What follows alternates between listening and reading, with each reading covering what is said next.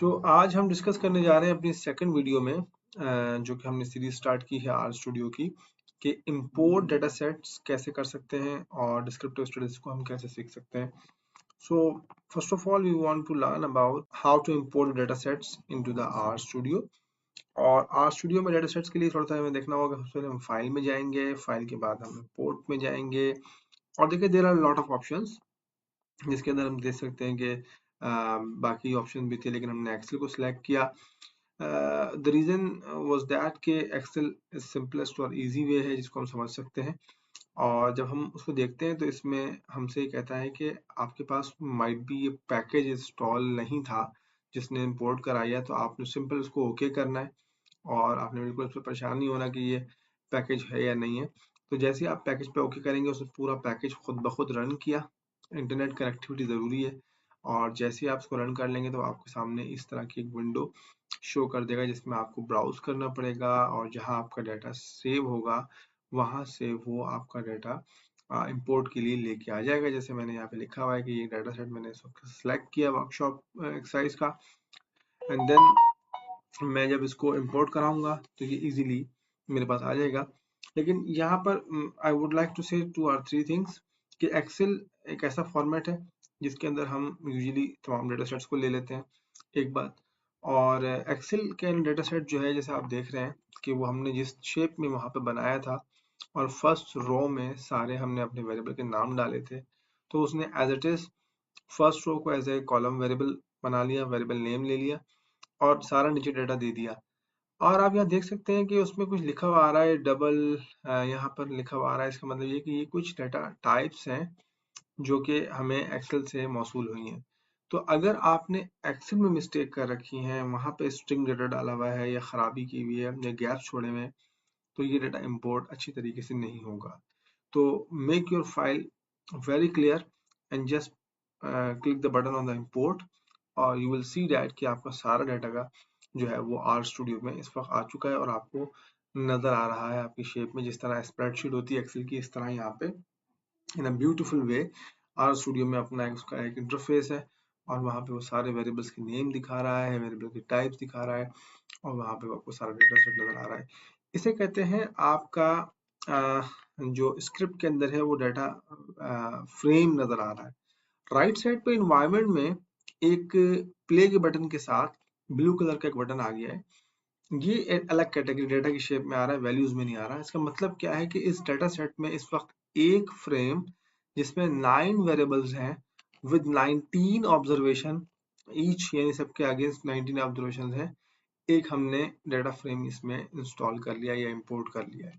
और वही data frame आपको लेफ्ट साइड पे पूरा ओपन नजर आ रहा है। आप इसके ऊपर देखें क्रॉस का साइन है, अगर चाहें तो डाटा फ्रेम को जब क्रॉस कर देंगे तो ये स्क्रिप्ट से गायब हो जाएगा और जो स्क्रिप्ट आप लिख रहे हैं, जैसे मैंने क्रॉस कर दिया, वो स्क्रिप्ट जो हम उल्टे हाथ पे लिख रहे हैं जिसमें पूरा कोड लिखा जा रहा है वहां रह जाएगा। अगर मैं डेटा फ्रेम किसी वक्त भी चाहूँ कि मैं डेटा फ्रेम को देखना चाहता हूँ कि भाई ये व्यू डेटा फ्रेम कैसा है, तो मैं इस पर क्लिक करूंगा सिंपल, जो ब्लू कलर का बटन है, और हर वक्त मुझे वो डेटा फ्रेम में किसी वक्त भी मुझे वो स्क्रिप्ट में जाके मैं उसको पूरा ओपनली देख सकता हूँ कि वो डाटा जो है वो किस तरह से अपेयर होगा। अब the next question is this कि ये तो हमने जिस तरह हमने सीखा था लास्ट वीडियो में कि एक एक छोटे छोटे से वेक्टर बनाने के लिए भी बड़ी मेहनत करनी पड़ती है, लेकिन वो वन क्लिक पे सारे 9 के 9 वेरिएबल्स के वेक्टर्स हमारे पास आ गए। ना सिर्फ वेक्टर्स आ गए बल्कि वो एक किस्म का पूरा डाटा फ्रेम बन गया, पूरा मैट्रिक्स में चला गया। तो बी केयरफुल कि उस मैट्रिक्स की एनालिसिस आर की अपने अंदाज में होगी, लेकिन अगर हम कोई इंडिविजुअल ट्रीटमेंट करना चाहते हैं वेरिएबल एक्स के साथ अलग, एज के साथ अलग, फला के साथ अलग, तो वो हमें अलग अलग तरीके से परफॉर्म करना होगा। तो हमारे पास जो क्वेश्चन आ सकता है वो ये आ सकता है कि भाई हम इसकी जो है पूरी डाटा फ्रेम की एक समरी लिखें। अच्छा, सम की कमांड गलत है, सम नहीं चल सकता। तो अगर हमें चाहिए कि हम चाहते हैं कि यार 9 के 9 वेरिएबल्स हैं और हर वेरिएबल की फ्रीक्वेंसी दिखा दो, तो हम जैसी टेबल की कमांड लिखेंगे और ब्रैकेट लिखेंगे ना, तो ये ऑटोमेटिक शो करेगा कि आपके पास एक डेटा फ्रेम मौजूद है, क्या आप वो लेना चाहते हैं हल्का सा आप पहला नाम देंगे ना खाली WOR, तो वो बता देगा कि भाई ये आप सिलेक्ट कर लो। और ऑटो सिलेक्शन में फायदा ये होता है कि आपसे कोई मिस्टेक नहीं होती। जैसे उसने क्लिक किया, नीचे बहुत सारे उसने टेबल्स जो है वो रन कर दिए, आप देख सकते हैं। अब मैं जाके दोबारा डेटा फ्रेम देखना चाहता हूँ, तो मैं आराम से उस पर क्लिक किया और फ्रेम मैंने उस वक्त ऑब्जर्व कर लिया। So it means I can see data frame many times, और I can run so many commands on data frame. जैसे मैंने एक टेबल ही कमांड यूज करी है जिसके अंदर मुझे उसने ऑप्शन दे दिए। अच्छा, अब देखें, मैंने कहा था कि आर स्टूडियो में आर कंसोल भी काम कर रहा होता है, एम्बेडेड होता है। और are console basically main data frame है, उसके अंदर हम डायरेक्ट भी काम कर सकते हैं। तो एक एग्जांपल के तौर पे मैं आपको दिखाता हूँ कि देखें, ये आर कंसोल में इस वक्त मैं लिख रहा हूँ कोड, तो ये भी काम करता है, ऊपर वाला स्क्रिप्ट पे भी काम करता है। मैंने कहा यार, डेटा फ्रेम के अंदर बहुत सारे वेरिएबल हैं, जिसमें एक वेरिएबल है एज का। यहाँ जरा सा गौर से मुझे आप लोगों ने सुनना है, क्योंकि ये बड़ी इंपॉर्टेंट बात बता रहा हूँ। और उसके अंदर 9 वेरिएबल्स हैं। मैं उस एज का जो वेरिएबल है वो डेटा फ्रेम में से एक्सट्रैक्ट करना चाहता हूँ। एक्सट्रैक्ट का मतलब समझ रहे हैं कि वो डेटा फ्रेम में अपनी जगह रहेगा, लेकिन मैं वैल्यूज वाले खाने में उसको एक सेपरेट वेरिएबल के तौर पे अलग बाहर निकालना चाहता हूँ। तो बाहर के लिए मुझे डॉलर साइन की कमांड यूज करनी पड़ती है।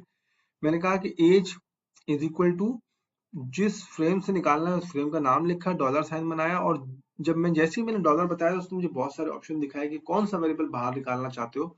मैंने कहा एज निकाल दें। नेम सही टाइप करना होगा ताकि एग्जैक्ट वेरिएबल बाहर आए।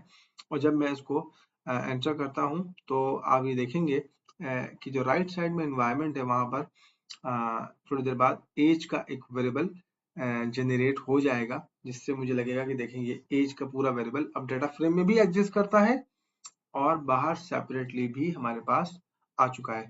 इससे फायदा क्या होता है कि अगर मैं कोई चीज फ्रेम पे लगाऊंगा तो वो तो सारे वेरिएबल के लिए परफॉर्म हो रही होगी, टेबल सबके लिए बन रहे होंगे, मीन सबका निकल रहा होगा। लेकिन समटाइम हम इस तरह नहीं करते, हम एसपीसीएस में या स्टाटा में अलग अलग वेरिएबल पर कमांड लगाना पसंद करते हैं। तो अगर मुझे इस अकेले का मीन निकालना हो, इस अकेले का मीडियन निकालना हो, तो देखें मैं सिंपल डिस्क्रिप्टिव स्टडी से रन करता हूँ। मीन ब्रैकेट में एज का वेरिएबल जो मैंने सेपरेट किया है, जैसे देखिए नीचे आंसर आ गया कि इसका मीन जो है वो 33 ईयर्स है। मीडियन निकालना चाहता हूँ तो मीडियन में आंसर आ जाएगा। तो मैं इस तरह की वेरिएबल एक्सट्रैक्ट करके अपनी मर्जी से ये आंसर निकाल के अपनी रिपोर्ट के अंदर पेस्ट करके अपनी रिसर्च के अंदर लिख सकता हूँ। अब if you want to perform कि मैं तमाम वेरिएबल्स को एक्सट्रैक्ट कर लूं, तो मैं आर कंसोल में मैंने एक्सट्रैक्शन की कमांड चलाई थी, यहाँ से कॉपी करता हूँ और मैं मेन स्क्रिप्ट में लिखता हूँ। और ये तो ज्यादा हो गया, मैं पहले डिलीट करता हूँ अपने पूरे स्क्रिप्ट को, फिर अब दोबारा लिखता हूँ। तो देखें यहाँ पे मैंने लिखा है कि एज की जिस तरह से है, इसी को मैं रिपीट कर लेता हूँ 4 to 5 टाइम, ताकि जो जो वेरिएबल मुझे एक्सट्रैक्ट करने हैं, ताकि मैं कोड में सिर्फ अपने जिस वेरिएबल में मुझे सेव कराना उसको चेंज कर रहा हूँ। पहले वाले को मैंने एज रखा है, सेकंड वाले को मैं इनकम रख रहा हूँ, और थर्ड वाले को मैं जेंडर, फोर्थ वन को एरिया, और फिर इसी तरह से मैं अपने डॉलर साइन के बाद भी कुछ वेरिएबल चेंज करूंगा। यानी कि जो पहले मुझे एज ही चाहिए तो मैं एज पे सिलेक्ट कर लेता हूँ। ये एज पे सिलेक्ट हो गया। दूसरा मुझे इनकम के अगेंस्ट इनकम ही सेव करवानी है, तो फिर मैं इनकम पे जस्ट ओके क्लिक कर दूंगा, और फिर इस तरह से मैं जेंडर पे जेंडर ले लेता हूँ। तो अब ये मेन फ्रेम में भी रहेंगे और ये अलग अलग वैल्यूज वाले सेक्शन में भी एनवायरनमेंट में नजर आएंगे कि ये अलग अलग वेरिएबल भी सेव हो गए।